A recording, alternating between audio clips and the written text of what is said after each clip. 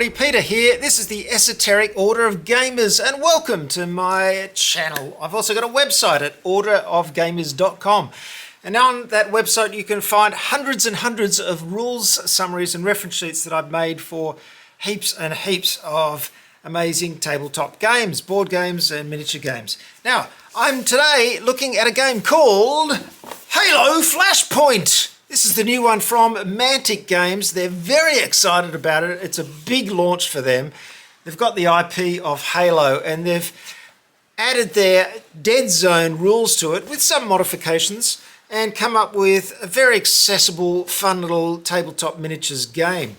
Now, I mentioned my website because I have already made a rules summary and reference for this game. So if you don't want to go through the whole rule book, well, you might want to go through it once. But after that, you'll never need it again because you can download my rules summary and reference. It's also got some very handy reference sheets. There's a play reference sheet.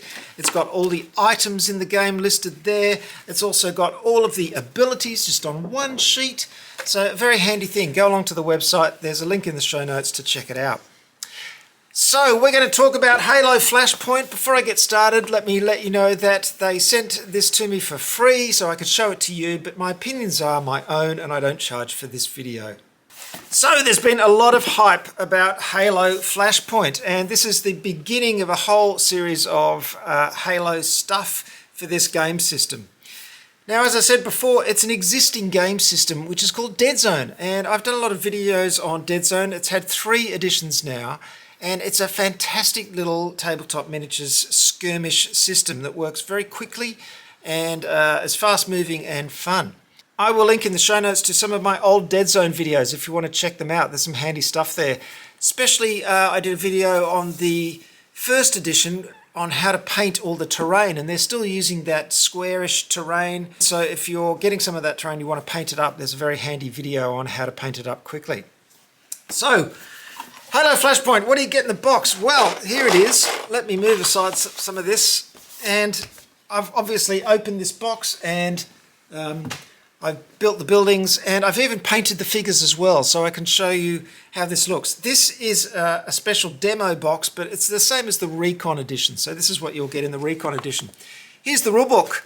Now, it's a big square rulebook. I don't like square rulebooks. They're so kind of hard to manage. But as I said, get my rule summary and reference. All the rules in this big book are on a couple of sheets. So here it is. Now, as I said, basically the Deadzone rules. Now, if you don't know Deadzone, what it does is it breaks the play area up into cubes. So if you look at this board that comes with the game, and this is a paper mat. You can see it's nice thick paper though, which is nice. I really, don't mind it. I'm not a big fan of paper mats as a rule, but this is thick paper and it looks pretty good. As you can see, it's got this nice surface.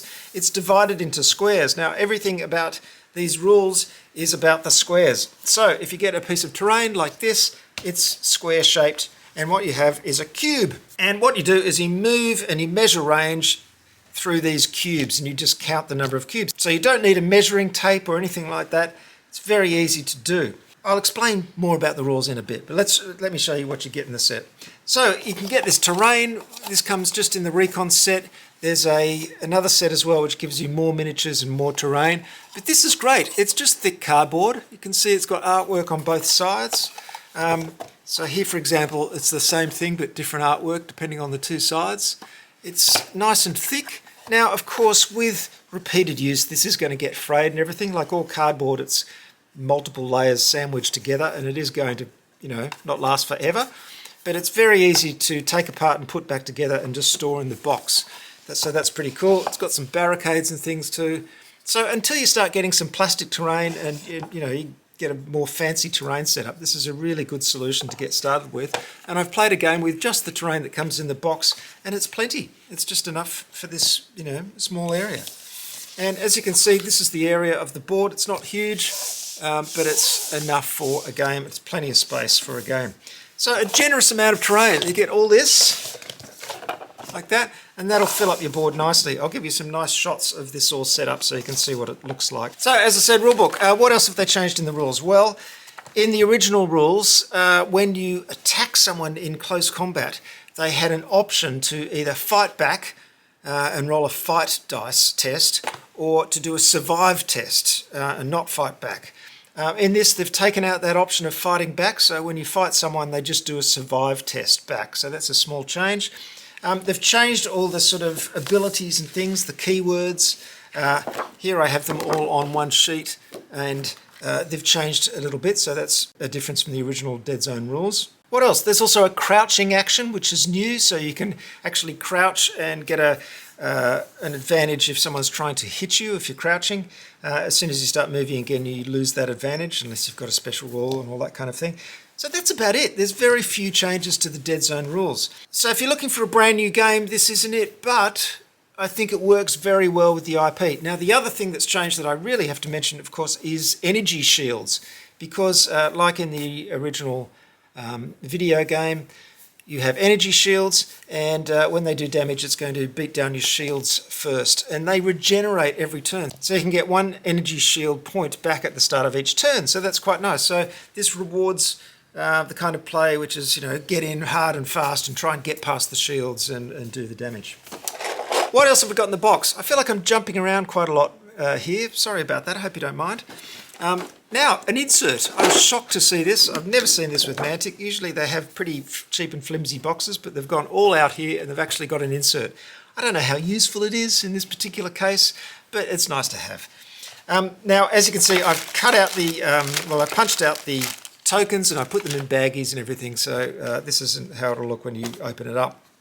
Here are the miniatures. Now, in the Recon set, you get 4 red and 4 blue, and there are 4 different types, and they're nice miniatures. They're basically, just your Marines.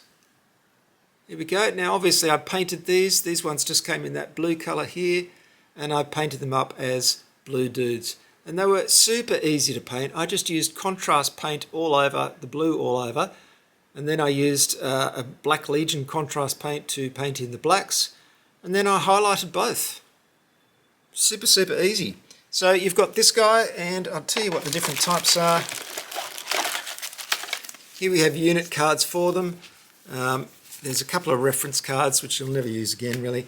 And you've got 4 of each type. So these are the 4 different types. We've got a Spartan Mark 7, so that's this guy. Like that. Now, strangely enough, on the cards, they have all these different colours, so it's not really, any guidance for that. You can paint these any colour you want to. I could have done them different colours depending on the type, but I just decided to go with red and blue because it was super easy. So there's a Spartan Mark 7.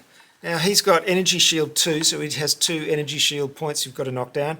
He's also got Tactician. Tactician is very handy. It allows you to roll extra command dice and re-roll them. I'll tell you what those are in a sec. And then he's just got a close combat and a ranged weapon, an assault rifle. So that's him. So here's the red version of him.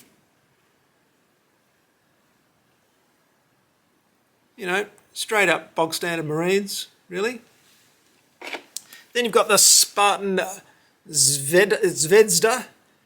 He's got VK-78 Commando, which is rapid fire, and he's got a scout ability too, so he can move a little bit further on the board after he's deployed. And there are our Zvezda figures.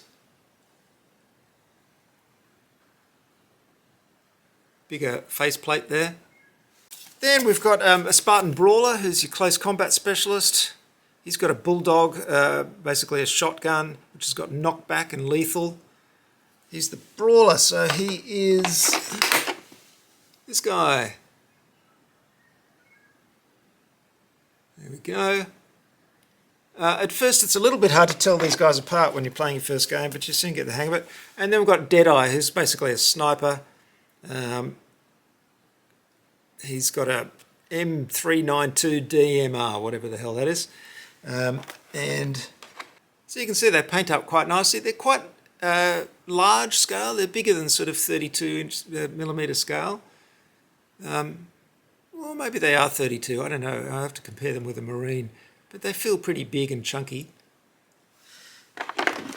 So basically you've got 4 different types of Marine.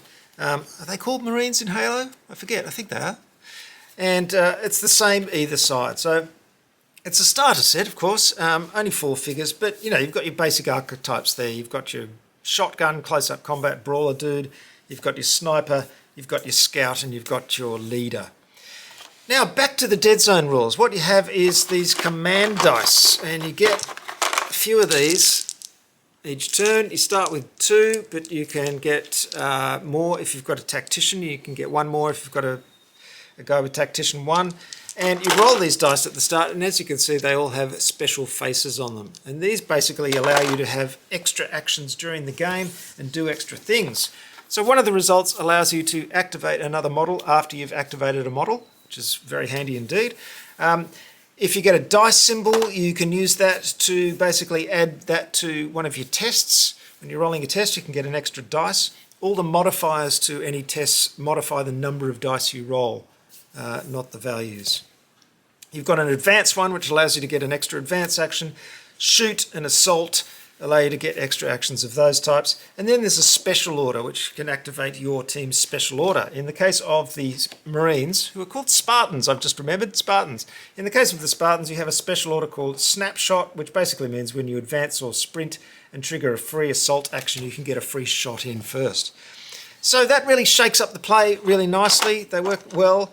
Now, even though you get these extra actions, you can only have one of those dice or one of those assault, shoot, and advance results each turn. So you can't go absolutely crazy. You can't sort of have one Spartan who just has this huge turn doing dice after dice. They can get a little bit of a bonus, but not too much.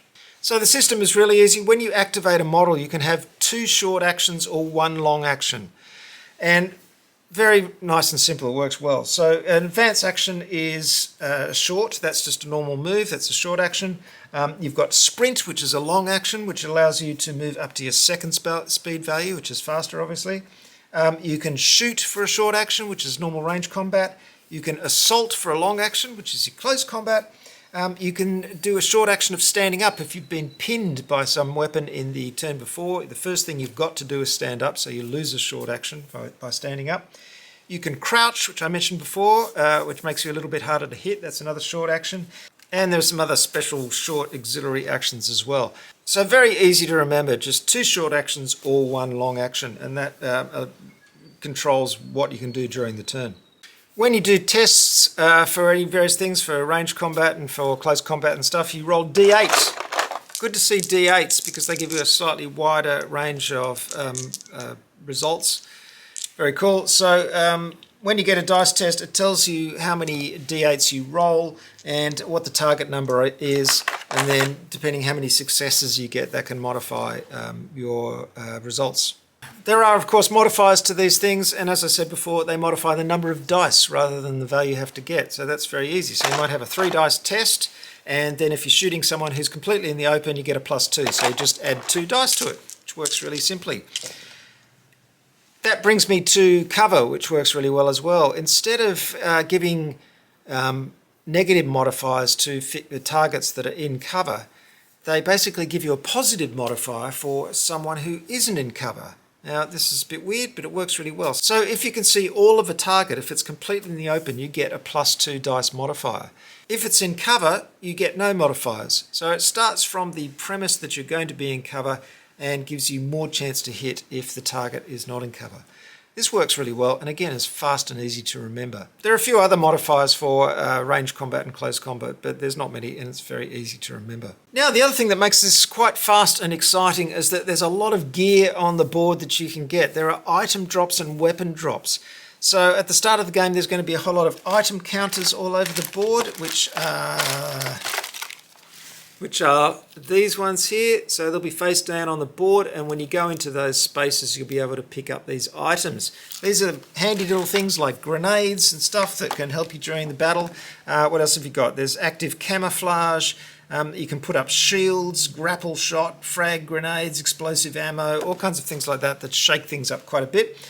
Also, every turn there's a weapon drop, so there's a number of locations on the board which are represented by these weapon drop counters. Where are they?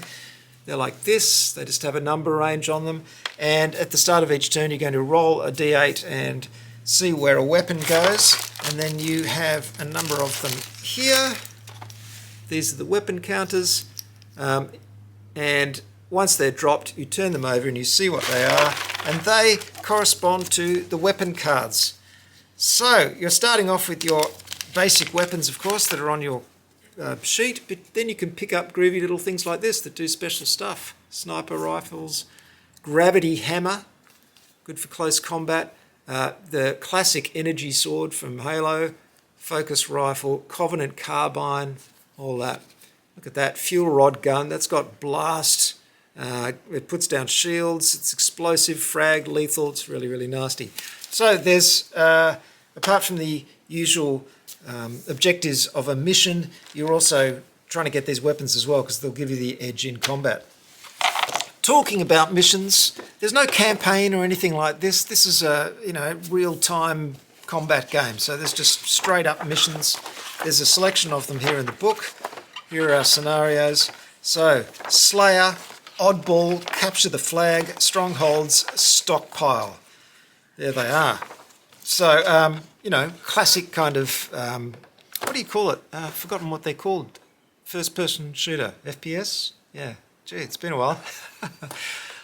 I haven't actually talked about my history with Halo, but I used to play it quite a lot in the early days when it first came out, the first couple of games. So I have played a lot of Halo, and it's a straight up run and gun kind of game, and I think Deadzone fits it really well. So let's get on to what I think about Deadzone. And I've got to say, I'm sorry, this review is all over the place, so I'm just going stream of consciousness here. I really am. I haven't organised it very well in sections, but I hope you find it interesting, gives you an idea about the game. So let's talk about Halo and what I think of it. Now, I'm going to first say this is fun. The Deadzone system is great. It's perfect for a small scale skirmish game. This little recon set gives you everything to play some fun games. This is not, with this box, a big tabletop miniatures skirmish system. Obviously, you've only got 4 models aside. There's not a huge amount of variety, though the weapon cards bring in some nice variety, and the item drops also do that, so that's cool. But there's enough terrain. You've got a paper map. You've got some nice models. You've got good quality dice, a bunch of counters. You're ready to go. It's very fast to set up a game. It's relatively fast to play. Once you get the hang of the rules, it's pretty fast. Now, they're really pitching this game towards beginners. They're also pitching it to experienced gamers. They want to cover everybody as well. There's been a lot of hype about this game from Mantic, and good on them for getting excited about it. I think it's fantastic. It feels very enthusiastic, especially since it is just a slight rework of an existing game system that they've already got. I highly recommend Deadzone if you want to get into something a bit deeper. It's got the different factions. The rules really aren't that much more complicated. They're almost exactly the same, just slightly more complicated. And Deadzone is great, and I really should play it more often. But it's fun to see it applied to this. I personally am not too excited about the whole Halo IP thing. As I said, I used to play Halo on the computer a long time ago. It just feels a little bit old-fashioned Halo now. But that said, that's just a totally personal opinion, and also it's got a huge nostalgia value for a lot of people, especially slightly older people who are usually the ones playing these kind of games anyway. So it's really going to ring the bell of people who used to love Halo and want to bring it to the tabletop. The whole hype about it being for new tabletop miniatures gamers, I don't know if that's so much true, because they're going to tend probably to be younger, and they may not have the same connection to Halo that older gamers do. Then again, it's quite possible. I've heard news that Halo is being picked up again, and there's going to be new video games. So if Halo takes off again as an IP, then this might be sitting pretty to take advantage of that. So if you want a fast-playing, fun system, I think this is great. And if you've never played a tabletop miniatures game before, I mean in skirmish scale, not a big game, for a skirmish system, I think this is a great way to start. I think if you've got this set, I think you'll be a little bit more daunted by these rules than Mantic are pretending. They're saying, oh, it's really easy to pick up and play. Well, this is a, 48-page book. So it's not quite as simple as they're pointing out. And also, and this is a real failing, I have to say, is that there are no reference sheets. There's a couple of reference cards, which are kind of useless. It just shows you the different actions and everything. And it shows you the names of the item tokens, but it doesn't tell you what they do, so that's pretty pointless. And then you've got a whole card here with just artwork on the other side, which just tells you the command ability, the special order for Spartans. I mean, that's just a silly waste of space, because I could get all that information just in a paragraph on my reference sheet. So these reference sheets are pretty useless, and they don't have reference sheets for the items and the abilities, which are the things you're going to be accessing all the time. So here's the keywords section. So they've got 1, 2, 3, 4, 5. 5 pages in a rule book of the keywords you're going to be wanting to access all the time. That should have been on a reference sheet. Luckily, I've done it all for you. Here they all are, just on one little reference sheet. But that should have come with the game. If you're pitching a game to new players, you want to have good reference sheet material, and so many companies just don't do this for some reason. They say, oh, it's really great for beginners, it's good, but we're not going to put any reference sheets in. You're going to have to look through this big floppy square rulebook every time you want to access, every time you pick up an item and you want to see what it does, you've got to find the page. No, crazy. So yeah, to publishers in general, reference sheets, don't rely on me doing it all the time. I'm not getting paid. It's not fair. I'm getting a free game, that's all I get. Anyway, that's a failing. But the game itself, great. Graphic design does feel a little bit dated. These counters, they're all good quality and everything, but they're all sort of different kind of styles. There's not a unifying, cool graphic design feel. However, I do really like the artwork on these terrain pieces. They look nice. They've got a little bit of battle damage and stuff on them, and they're nice and chunky. They work really well. It just feels like the counters and the rest of the graphic design, these things, these reference sheets, just feels a little bit old-fashioned. But then Mantic, they make good games, but they're not really well known for their great graphic design. So that's a bit of a failing. As you can see, these are tiny little things. They're not very important. The only thing I had with the games is that the energy shields thing is great, but it can be a little bit hard to get past the energy shields with your ranged weapons. So you've really got to sort of gang up on figures to get past those energy shields. And because close combat weapons can get through the energy shields really easy, there's a real incentive to get into close combat. And I did find, certainly on our first game, that you'd really muck into the close combat and then there'd just be a bit of a bash. And you want to move around more. Now, that's just a strategy thing, and I'm sure with more games, you'll be avoiding that more once you realise that, once you get stuck into close combat, you're sort of stuck. Because it's all about the armour piercing, which affects the armour as well. And, the combat knife has an armour piercing of 2, so that makes a huge difference. Whereas ranged weapons don't have much armour piercing as well, unless you have them all effective weapons. So it does feel like the little combat knife is a bit overpowered, because not only do you have to get through the energy shields, but after that the hits are reduced by the target's armor rating, so it's only after that you actually get onto the character's health points. So yeah, that armor piercing, which lowers that armor rating, can make a real difference. So I felt like the weapons could have been a little bit meatier, but maybe it's just sort of saying that the standard weapons you come with aren't good enough, and you really have to go out and start picking up some of these. Anyway, more games I'm sure will balance all these things out. I'm sure it's been play tested to death, but we enjoyed the game. It was fun. I'm definitely going to be playing it more. I want to see what they come up with next. I really want to see the Covenant, the aliens, into the fray, and a bit more variety in units. This is very much just a taster of the whole thing. I'm going to start using my plastic terrain as well that I've got from Deadzone, and I can use it with this cardboard terrain and get a larger setup. They only need small boards. This is only like 2x2. You could probably extend it to a 3x3 area, but that's about it. So I'm impressed with Halo Flashpoint, and I'm sure it will do very well for Mantic, and good on them for doing something different and getting outside of their normal universes. As I said, I don't know if Halo is the right choice and whether it's going to really excite a lot of people, but I think for the nostalgia value it might do really well for them. But I think you can also rely on the Deadzone game system. This is 3rd edition of Deadzone now. These are the rules. and they're tried and tested and they work well. And as I said, you don't have to muck around with tape measures and all that kind of stuff. You just measure to and from cubes, and you move through cubes, and you can position your models within those cubes, so there is a certain amount of positioning still, as in a traditional game, but you don't have to worry about measuring things so finely, and you don't have to have all those arguments about, oh, is it, you know, half an inch out of range or whatever. So that works well. That was a bit of a messy overview, but you know, it is a cool game, and I'm going to be doing more. I'm definitely going to show you a battle report when I get an opportunity, so you can see how it plays. And but I, you know, so far recommending it, looking cool. Be interesting to see what else they come up with and how this game expands.